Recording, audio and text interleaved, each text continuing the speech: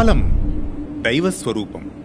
ఈ సృష్టిలో అనంతమైన కాలస్వరూపుడను నేనే అని సాక్షాత్తు శ్రీకృష్ణ భగవానుడు చెబుతారు భగవద్గీతలో.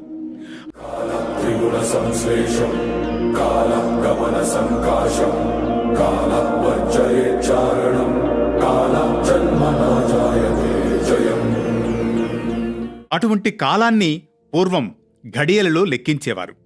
ఒక ఘడియకు మన ప్రస్తుత కాలమానం ప్రకారం 24 నిమిషాలు. ఒక ముహూర్తం అనగా 2 ఘడియల కాలం అని అర్థం. అంటే 48 నిమిషాలను ఒక ముహూర్తం అంటారు. ఒక పగలు ఒక రాత్రిని కలిపిన మొత్తాన్ని అహోరాత్రం అంటారు. ఒక అహోరాత్రానికి ఇలాంటివి 30 ముహూర్తాలు ఉంటాయి. అంటే ఒక్క రోజులో 30 ముహూర్తాలు జరుగుతాయి. సూర్యోదయానికి ముందు వచ్చే ముహూర్తాలలో మొదటిది. దీనిని బ్రాహ్మీ ముహూర్తం అంటారు. అంటే రోజు మొత్తంలో 29వది బ్రాహ్మీ ముహూర్తం. ఈ ముహూర్తానికి అధిదేవత బ్రహ్మ. కాబట్టి దీనికి బ్రాహ్మీ ముహూర్తం అనే పేరొచ్చింది.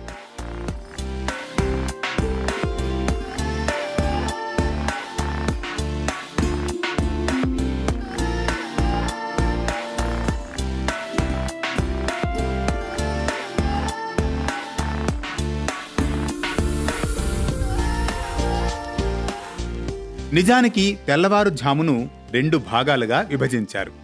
సూర్యోదయానికి 2 ఘడియల ముందు కాలాన్ని అనగా 48 నిమిషాల ముందు కాలాన్ని అసురీ ముహూర్తం అని, అసురీ ముహూర్తానికి ముందు 48 నిమిషాల ముందు కాలాన్ని బ్రాహ్మీ ముహూర్తం అని అంటారు. ప్రతిరోజు బ్రాహ్మీ ముహూర్తాన లేచి భగవంతుని ధ్యానించి పనులు ప్రారంభించాలని అంటారు. నూతన గృహప్రవేశానికి ఈ సమయాన్నే ఎన్నుకుంటారు. ఈ సమయంలోని మానవుని మేధాశక్తికి భగవంతుని శక్తి కూడా తోడవుతుంది. కానీ బ్రాహ్మీ ముహూర్తం అనే పేరు ఎలా వచ్చిందంటే, అనూరుడు సగం శరీరంతో జన్మించిన కారణంగా అతన్ని సూర్యునికి సారథిగా నియమించిన బ్రహ్మ, అనూరుడా, నీవు మొదటగా భూలోకంలో కనిపించిన కాలం బ్రహ్మ ముహూర్తమవుతుంది. ఆ సమయంలో ఏ నక్షత్రాలు కాని ఏ గ్రహాలు కాని చెడు చేయలేవని అనూరుడికి వరమిస్తాడు. అందుకే బ్రహ్మ ముహూర్త కాలం అన్ని శుభకార్యాలకు ఉన్నతమైందని శాస్త్రం చెబుతోంది. ఈ బ్రహ్మముహూర్త కాలమున చదివే చదువు, చేసే శుభకార్యాలు దిగ్విజయంగా పూర్తవుతాయని కూడా వివరిస్తోంది. సరిగ్గా ఉదయం 3 గంటల నుంచి 6 వరకు గల సమయం బ్రహ్మముహూర్తం. ఆధ్యాత్మిక చింతనకు, ధ్యానం, జప తపాలకు చాలా విలువైనది సమయం. ఈ సమయంలో మనసు ప్రశాంతంగా ఉంటుంది. ఆధ్యాత్మిక ఆనందాన్ని చాలా సులువుగా పొందవచ్చు. అందుకే ఈ సమయంలో యోగులు, పరమహంసలు, సన్యాసులు, ఋషులు హిమాలయాలలో ధ్యానంలో ఉంటూ వారి వారి తపశక్తి తరంగాలను ప్రపంచమంతా ప్రసరింపజేస్తూ ఉంటారు.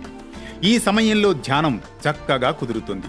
అందుకే ఆ సమయాన్ని నిద్రతో వృధా చేయకుండా మెలకువగా ఉన్న ఎన్నో ప్రయోజనాలంటుంది మన శాస్త్రం. అంత దివ్యమైనది ఈ బ్రాహ్మీ ముహూర్తం.